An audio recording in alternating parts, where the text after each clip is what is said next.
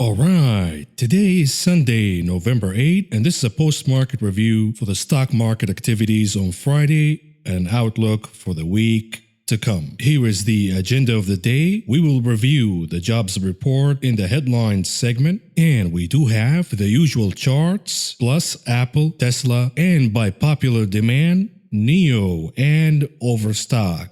And here we go, the Dow Industrial Average closing on Friday on the downside, down 66.78 points or a decline of 0.24%. The Nasdaq barely in the green by 4.30 points or a gain of 0.04%. The S&P 500 down 1.01 points or a decline of 0.03%, right on the flat line there for the S&P 500, just like the Nasdaq. What about the sector's performance on Friday? Basic materials, again, at number 1, capturing the gold. Technology at number 2, capturing the silver. And at number 3 for the bronze, consumer defensives. What lagged the day? Energy, down severely, followed by real estate and financials. Mixed signals there, no solid conclusion. However, for a better outlook, we need to look at the weekly sector's performance, and when we do that, technology at number 1, outperforming the rest significantly, followed by communication services, aka Facebook, Netflix,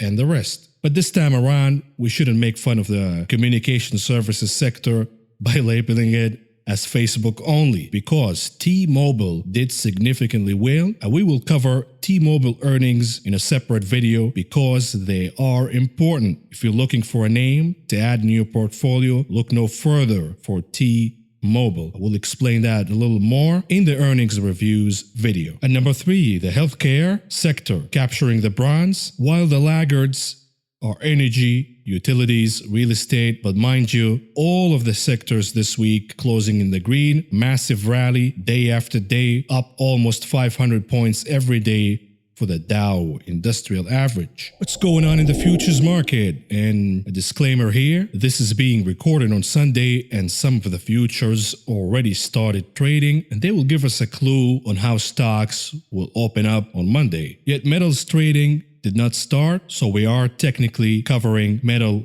and oil performances for Friday. With that, you see crude oil down over 3%, gold closing on the flat line, another day of gains for silver, platinum, muted, copper gaining again, but the biggest gainer for the day and the week is palladium, and I am bullish on palladium. I think it will go and challenge all times highs. We had earnings from Ford and General Motors, Toyota, Honda, all of them experiencing a surge in auto sales. That would translate in more demand for catalytic converters. And guess what? Palladium is the name of the game in that department. I see lean hogs futures already open down over 3%. Declines for grains and soy, corn, wheat, and in softs, we see declines for lumber, cotton, but big day so far for coffee and sugar. Now we look for lumber, lean hogs, and soy products as an indicator for the sentiment on the economy. And you see the difference on Friday. Copper, another great indicator for the sentiment on the economy, is up. However, the names that are open for trading on Sunday are already trading in the red. Lumber down, lean hogs down, soybean muted, but you see soybean meal down about 1% or so. If metals trading start and we see copper down, that would signal a shift in the sentiment, at least for Monday and perhaps for the entirety of the week.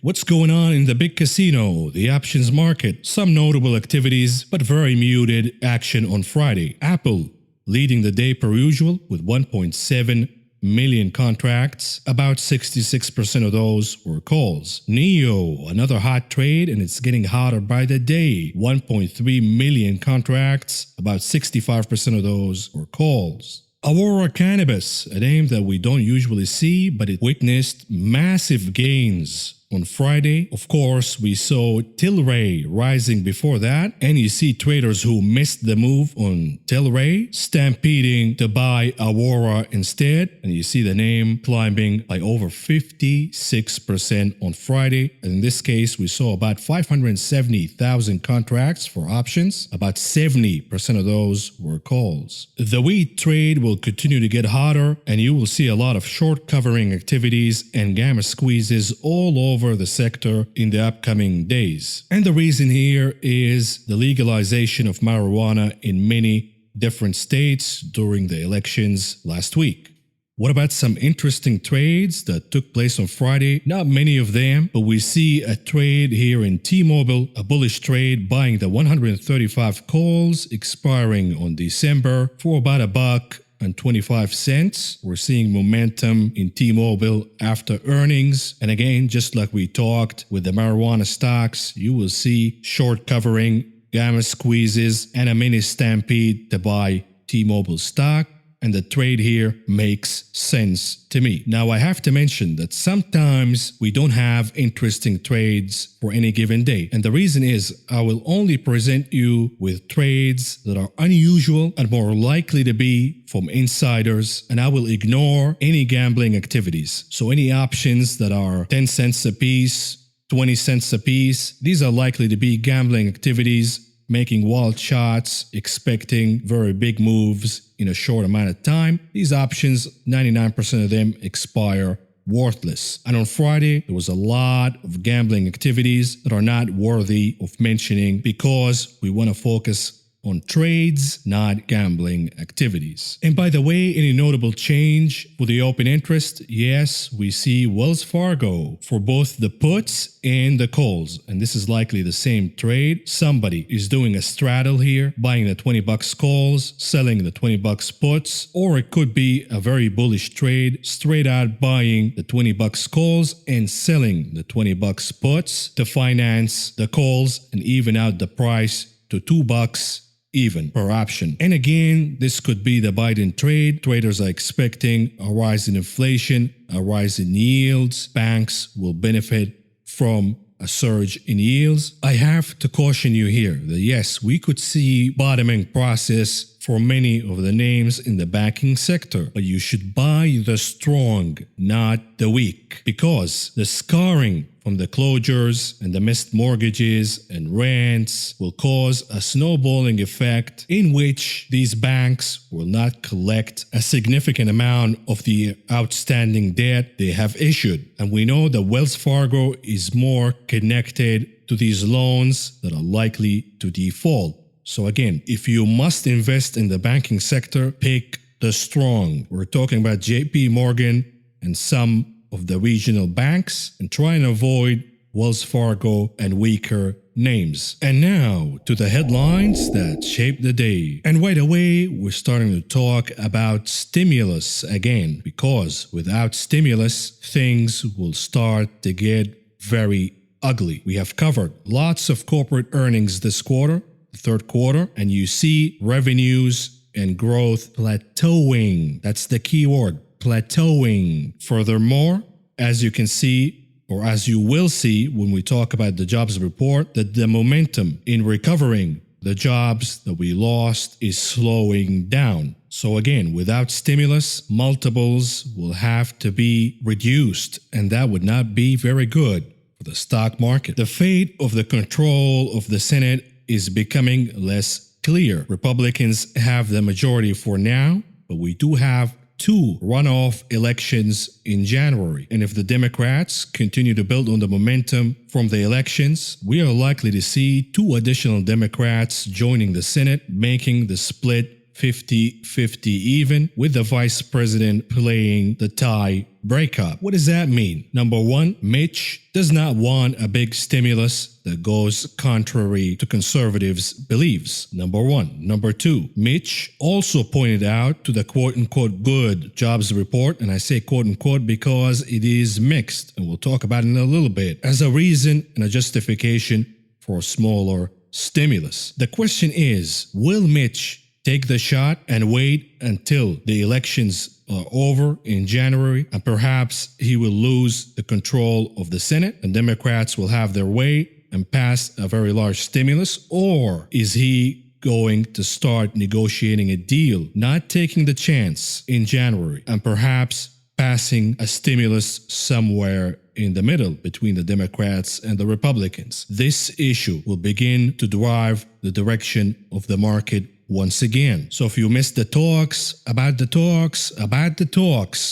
stimulus, rest assured, we're going to start doing that once again. But all in all, the likelihood is we will get a smaller stimulus than the one we would have gotten before the elections, and that in itself is very significant. Moving on, we heard from Toyota president saying that Tesla has not created a real business in the real world yet. And in response, Reverend Elon Musk fired back decisively by unveiling Tesla's newest innovation, the Tesla Tequila, selling for about $250 a piece, and that was sold out already. It doesn't matter what you sell, the cult will buy. You sell them Kool-Aid, they'll take that too. And I guess now we have to add another 20-30% to Tesla stock because Tesla Tequila is the future, bro. And moving on to the genius economists at Modi, and they are now saying that there are pretty high risks that the US economy will backtrack and even double dip. This is right after these genius economists been telling us that we are in a very steep V-shaped recovery and continue to buy. Now they're saying, whoops, without further cocaine, aka Fed's liquidity and stimulus, we're not gonna make it to that V. And now let's cover the most important piece of news from Friday, the jobs report. And here is the headline. When you look at it, all you can see is good news. We added 638,000 jobs for the month of October, and the unemployment rate dipped down to 6.9, much better than expected. Now, in my assessment, this jobs report gets about C+, and I'll show you the good, the bad, and the ugly. Starting with the good. The good news is that we are trending lower in the unemployment rate, and we continue to go lower and lower, and we're not seeing any sign of plateauing yet. Also good news, for October, the number of permanent job losers remained at 3.7 million in October, meaning that we did not add to it a lot, just like we did back in September.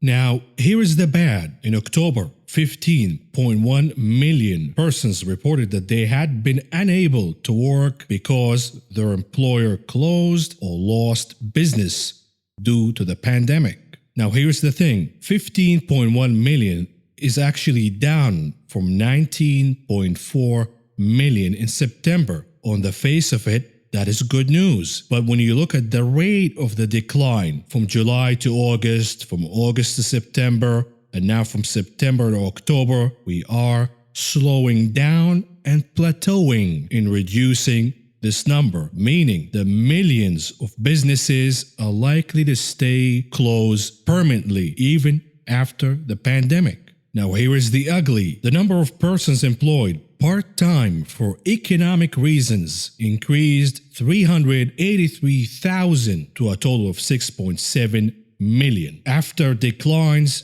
totaling 4.6 million over the prior 5 months, meaning that in October we saw a tick up for the first time in 5 months of people saying, look, we had to do part-time because we can't find any full-time employment, and we have to do it for economic reasons, meaning that we have exhausted our savings and we need a source of income desperately, that we are willing to take part-time jobs. And that is 383,000. That is a big number for the total number of jobs created. Continuing with the ugly, again, the majority of the jobs created were in the leisure, hospitality, and retail trade. These jobs are more likely to disappear as fast as we regain them. They are very sensitive to any lockdowns, increases in the virus in certain areas, and the weather. we've added a significant number of jobs in restaurants during the summer due to the outdoors seating policy. As the weather starts to get very cold in the northern part of the country, you will see some of these jobs being lost once again. And here is the most disturbing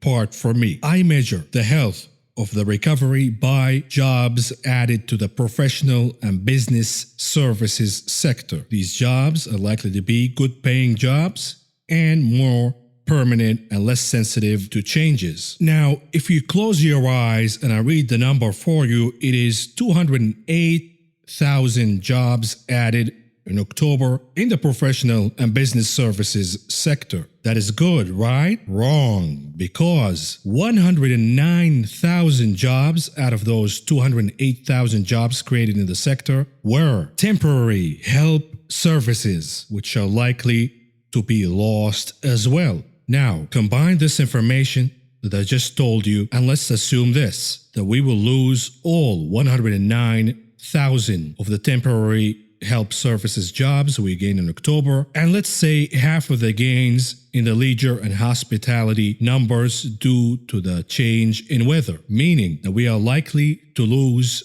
250,000 jobs that we have added in October in the upcoming months. And if the momentum of job creation doesn't hold up, we could dip again into net jobs losses again. That would not be very good for the market, and it will rattle the market significantly because it will be a clear signal once and for all that we are not in a V-shaped recovery, and without further stimulus, this economy could dip down to a double dip recession. And here is the ugly chart from the jobs report.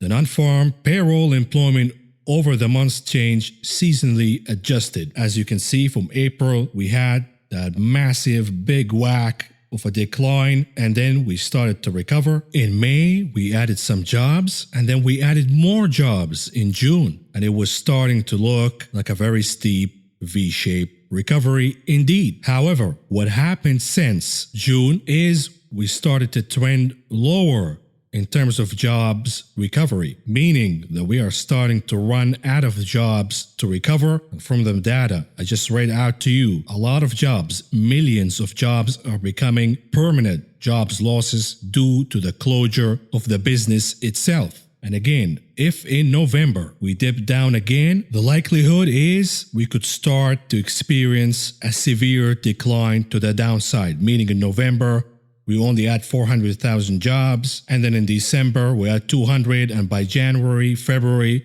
we start dipping into negative jobs gains. This is the important take for me to predict where the economy will go from this point on. And now let's move on to the heat map analysis. Right away, you see it was a muted day across the board with several exceptions. Let's start with the technology sector. The momentum in semiconductors, whether it's Nvidia, AMD, Qualcomm, Lam, continues to ride higher. We also had names reporting earnings, notably here Square. You see the light green box of Square right under Microsoft. Square double digits gain on Friday on the heels of the earnings report, which we will review in a separate video. And not a surprise here, Uber gaining about 7% on Friday, continuing the momentum to the upside after the outcome of Proposition 22, which if you live in California, you know the carpet bombardment that Uber did in terms of advertising. And pretty much the way they laid out their argument is, if you don't vote yes for Proposition 22, your kids will die due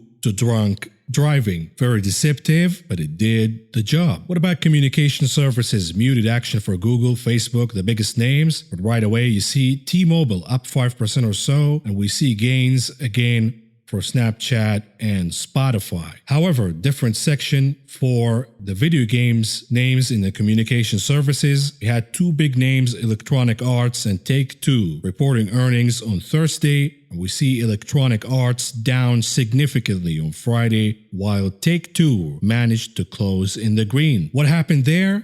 You have to watch the earnings reviews video which will be coming up very soon. What about consumer cyclicals? We see a rebound in Alibaba. And by the way, Alibaba reported good earnings, and we will likely to see a rebound in Alibaba in the days to come. That's my take, so we'll see what happens from this point on. We do have Marriott. Marriott reporting earnings on Friday, and they were better than expected. You see the name up significantly as well. And when you take a look at the auto manufacturers, you see the ticker HMC, that is Honda Motors. Also reported earnings on Friday morning, and they are riding high based on the results. Every auto manufacturer reported decent earnings so far. Whether you're talking about Ford, General Motors, Toyota, Honda, Ferrari, Tesla, to a certain extent, there is a boom in auto sales. We'll talk a little more about that in the conclusion of this video. Consumer defensives, gains across the board, and we saw significant strength in specifically the beer names, but Budweiser specifically. What about financials? Financials underperformed on Friday after a massive rally due to the rise in yields. What happens when we see yields retreating? They will probably start to retreat from this point on. We will cover the chart of the TLT coming up, so stay tuned for that one. Moving on to healthcare, decent week for the sector overall, but on Friday we saw gains in CVS, also reported earnings, and the name gaining about 5.7%. Notable declines for energy, Exxon, Chevron down about 1% apiece, but you see smaller names getting hit severely. And this will be the theme under the Biden administration. Smaller oil and gas operators, especially the ones that depend on fracking, will be hit significantly. However, as the supply starts to decline, assuming that Biden will keep the same policy regarding Iran, Libya, and Venezuela, you will see eventually names, giant operators like Chevron and Exxon outperforming. What about industrials? Muted day for industrials, slightly in the green. Notable weakness again in the defense names such as Northrop Grumman and Lockheed Martin. But we see a rebound in UPS, and ADP continues to gain and outperform as we start to see a recovery in jobs and going back to working from offices. I'm not sure how sustainable that would be. Real estate on the red side overall, utilities muted, exception American Water managed to outperform, and I saw some bullish activities on American Water in the options market. And last but not least, let's talk about basic materials. Gains in copper, muted day for gold, but we see the category of other industrials, specifically iron, silver names, palladium names gaining significantly. Now, let's contrast the picture on Friday with the weekly picture overall. When we do that, we see a sea of green. Matter of fact, so green, it's about to blind your eyes. Just to show you how big and massive the gains of this week were. Right away, the big boxes of tech, gains of almost 10% for every single name. Big gains across the semiconductor industry. Nvidia up over 16%, Qualcomm 17%, and check out Uber up over 34%. Of course, we saw a lot of short covering, people who made bearish bets on the outcome of Proposition 22. They're buying and covering their shorts. Big gains in financials across the board, but the notable sector here is the healthcare sector. Massive gains. Double-digit gains for healthcare. And if you're looking at one single sector that will benefit from the Biden administration the most, it is the healthcare sector, because he will not change a damn thing. Industrials up across the board. We saw early on the inflationary trade, and these names managed to keep the gains even though later in the week the market shifted the momentum toward growth. Basic materials, massive gains, whether you're talking about gold, steel, copper, everything trading higher. Steel notably due to the optimism that the tariff wars will be gone under Biden's administration. And right away, moving higher, we see consumer defensives, big gains for Walmart, Mondelez up 5% or so. Check out Budweiser, up almost 9% or so. Take out the aluminum tariffs that crushed their margins for years, and you see the name reacting positively. We saw also big gains for the reopening trade, airlines, casinos, cruises, retail, hotels, everything trading in the green. The most notable laggard here is Alibaba. Alibaba declined due to the news of the delay of their Hong Kong Ant IPO, and I see that as an opportunity to buy the name, and I think Alibaba will outperform in this upcoming week. And before we move on, let's check out the ETF weekly heat map. Massive declines for any inverse index, whether it's the short triple Qs, down over 24%, the SPXS, which shorts the SPY, down about 20% or so. What about the Dow, short Dow, down about 19%. This is the inverse index for the Dow Industrial Average. You see the FAS in financials down about 13%. The TZA, which shorts the IWM, also down about 20% or so. And check out my boy, the VIX, getting whacked severely with the UVXY leading the way, declining over 32%. And by the way, the gains are also in international markets ETFs on the optimism that trade relations will be better under the Biden administration. And now let's move on to cover the rotation trade. What's going on here? Gains across the board. It doesn't matter which side of the aisle your bets were.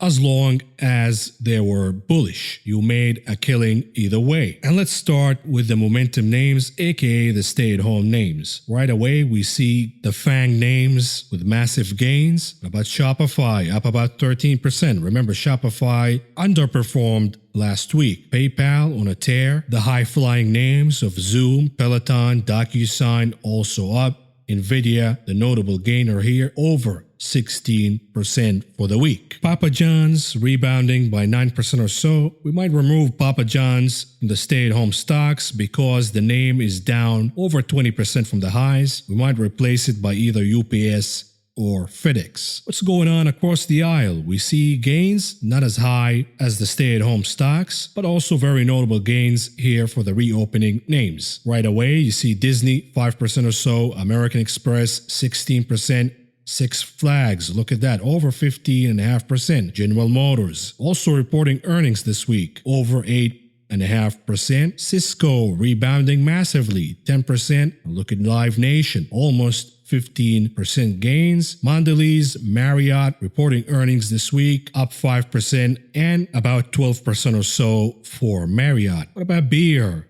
Budweiser, as we discussed, up over 9%. Big gains across the board. And now let's move on to cover some charts and see what's going on from a technical perspective. Starting with the SPY 15 minutes chart. We talked about the double top formation from a 15 minutes perspective in or around the 352 level, which will cause a decline and at least a pause in the momentum. We saw that happen exactly on Friday. So what happens now? What do we see from a 15 minutes perspective? Right away, the market had every excuse to decline significantly and starting to close some of the gaps. It chose not to do that. It chose to decline just by a little bit, pausing and pretty much asking market participants waiting on the sidelines, any takers? Anybody wants to join the rally? We're going a little lower. Anybody wants to join? And if that doesn't happen,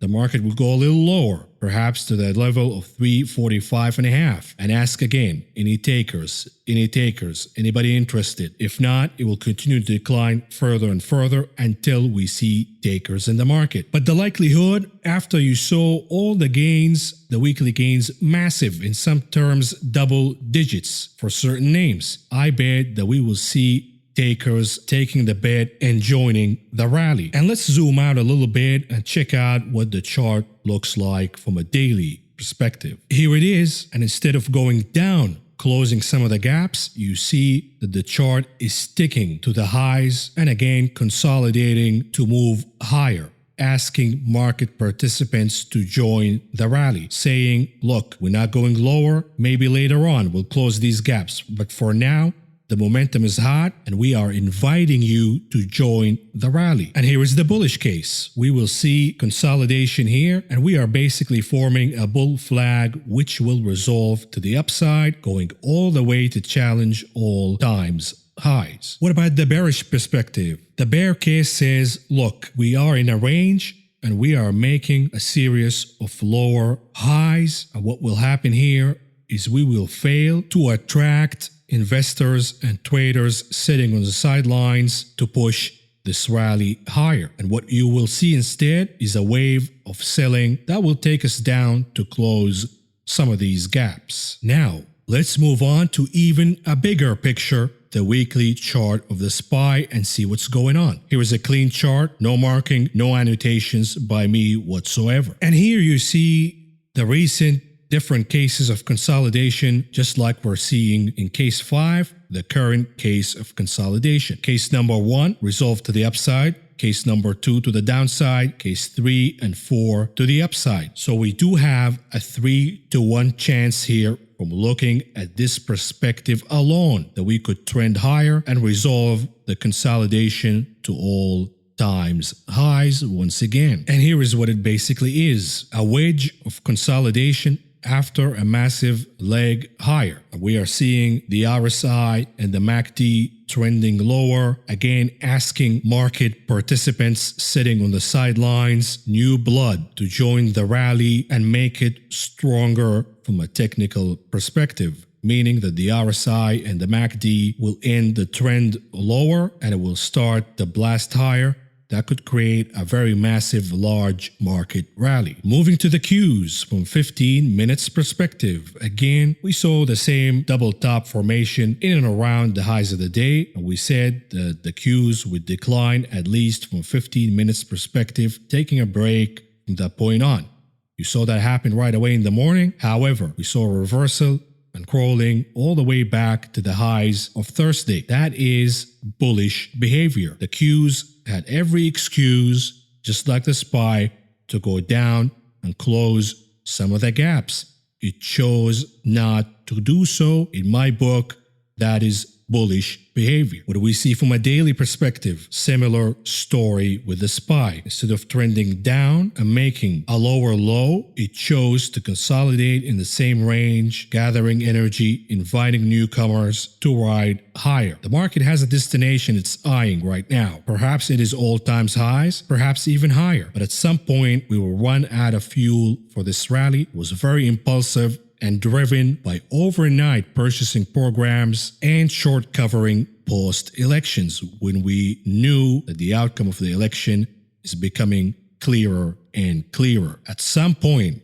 perhaps we will see a reversal midweek when the market would realize that, okay, we got a president, we're past the elections, but now newer questions and concerns will appear in the picture. Primarily the stimulus concerns, which, if we don't get a stimulus, the likelihood is that fourth quarter earnings will be disappointing, and the plateauing we saw during the third quarter in many momentum names is likely to start trending lower. Once the market realizes that this is a likely outcome, we could turn midweek and start trending lower. But for now, the momentum is to the upside in the short term at least. And again, two different outcomes represented here for the consolidation. Number one, that we will continue to consolidate furthermore, going flat, but in a narrower range, as I'm showing you in this illustration. A series of higher lows and lower highs,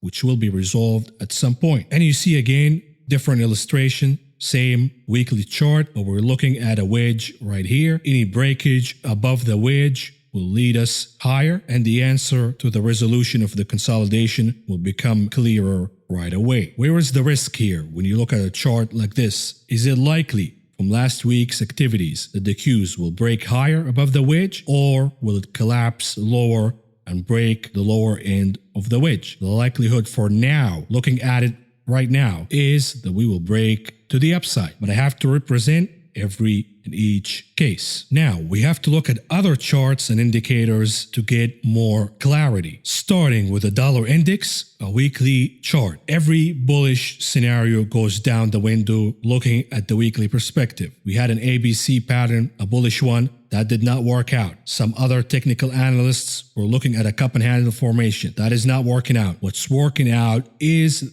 the long-term outlook for the dollar index creating the bear flag perspective since last month and beyond, which will likely be resolved at least to the level that I'm outlining right here, which is the lows of 2019. By the way, what happens when we see declines in the US dollar? Here's what happened. Gold rises. Here's a weekly chart of gold, and we talked about the bull flag, which will resolve higher. And my level here, at least the minimum, will be 2030 before we face significant resistance. Now, what about the TLT to check out on bonds? Bonds been declining for a while now, all the way going back to July. Are we starting to see the tide changing? The TLT could be the canary in the coal mine and a leading indicator here.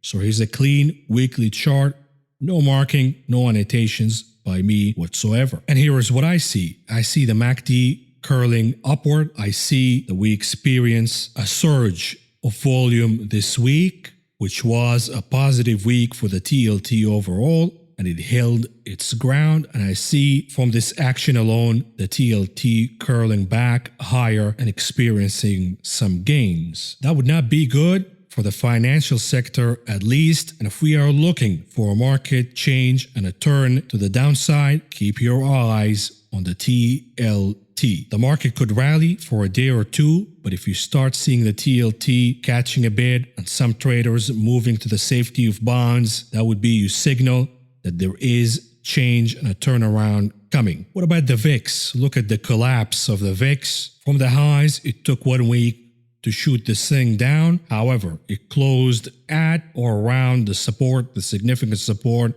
of 24.8, which we usually round up to 25. Now, this is a weekly chart.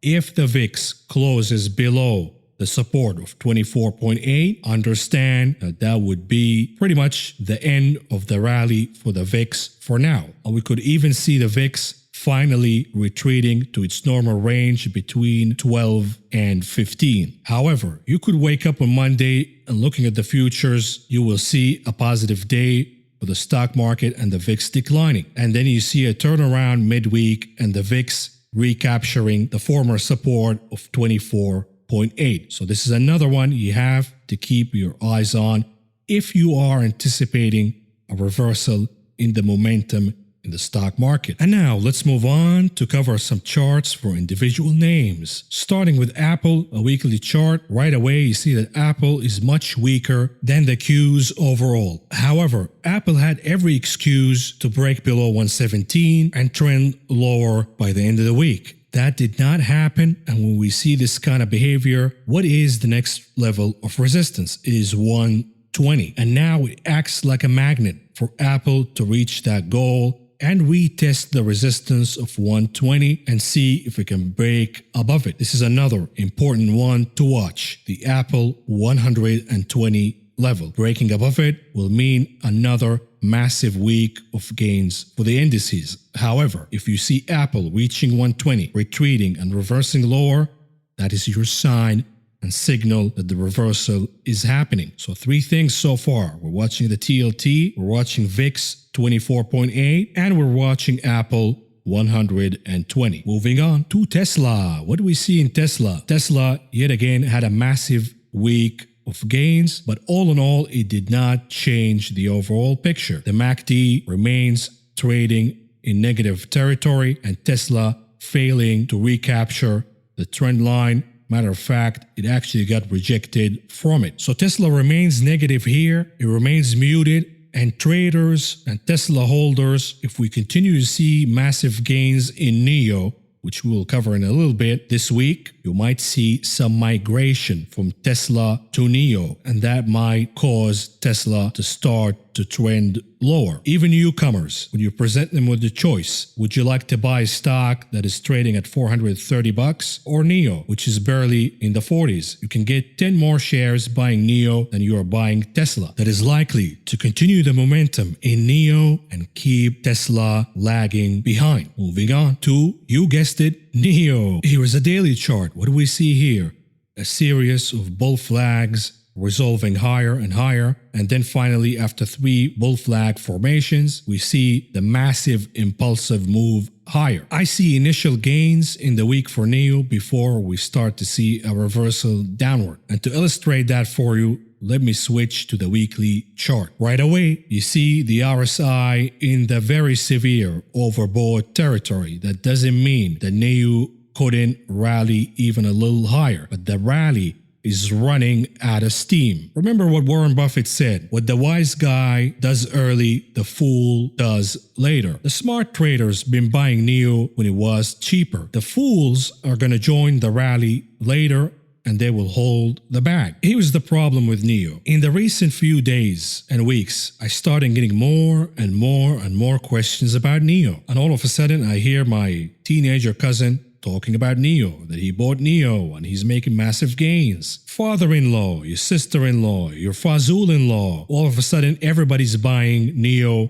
and gambling on call options. When you see that kind of crowding, what happens? The smart traders who got in early dump and leave the morons for coming later to hold the bag. Again, that does not mean that NEO will open lower right away. It could rally all the way to 44, 45, even 50 before crashing down. And by the way, what is the level that I will be interested in buying NEO? Or about 28, which will coincide with the trend line since May. Might not get it all the way to 28. It might go to 33, 32, but in or around that range, I will be interested in buying NEO again. But right now, that is the fool's errand. And before we end the segment, let's cover OSTK, Overstock, by popular demand. Lots of you have been asking me to cover this name, so here we go. Now understand that this company had massive rallies before, and then all these rallies wore off and the name continued to decline. What we're seeing this year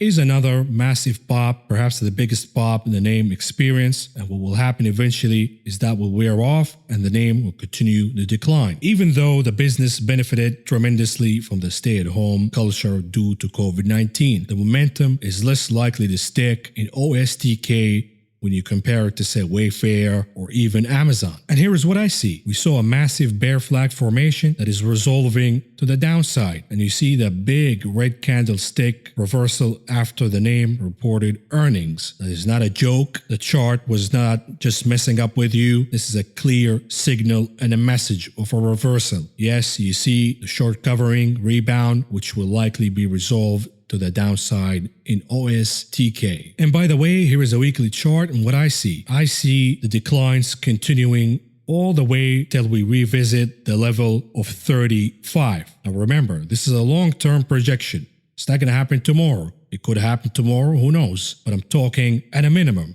going all the way to February 2021. Between today and that time, you could see massive rallies, granted, but all in all, the name will decline all the way down to at least 35 before finding any significant support. And now let's move on to conclude this very long video. Going back to the weekly chart of the SPY. Again, we do have, from a technical perspective, a 3-to-1 probability that the current consolidation will break to the upside. This is the bullish case. It is based on momentum. It is based on the technicals. Now, what is the bearish case? The bearish case, we will go back, if you remember, to the consumer behavioral changes during the lockdown. Phase number 1 was hoarding. Phase number 2, home improvement, furniture, lumber, video games, all the hobbies that we developed during our stay-at-home journey. And phase 3, which included office supplies, iPads, laptops, as we realized that we're going to stay at home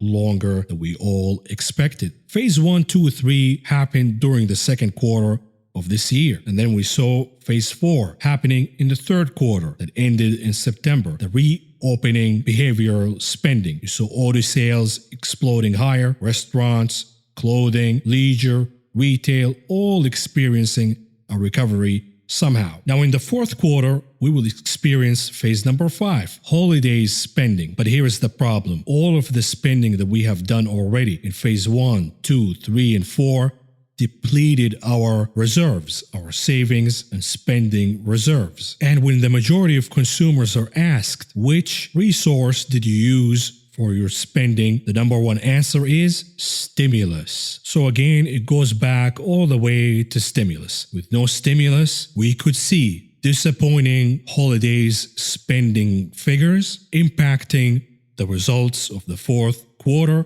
and perhaps accelerating the transition to phase 6, which is the exhaustion of resources. Now, when will the market realize this point? That could be anybody's guess. So the market could continue to ride on the momentum of the post-elections euphoria and the technicals of the charts. So the smarty pants are actually liquidating their positions and turning a little more bearish in the market, anticipating the transition lower. And here's a chart to contrast the flow of the TQQQ, the leverage index tracking the NASDAQ, and the short QQQ, which is the bearish index, the inverse index for the NASDAQ. We saw record outflow from the TQQQ and record inflow to the short QQQ in recent weeks. And by the way, that continued to happen even as the market continued to rally this week. So this is the mystery. Is this a behavior of amateur market participants who are blinded by the gambling mentality that if you're sitting in the roulette table and you see red happening 5 or 6 times in a row,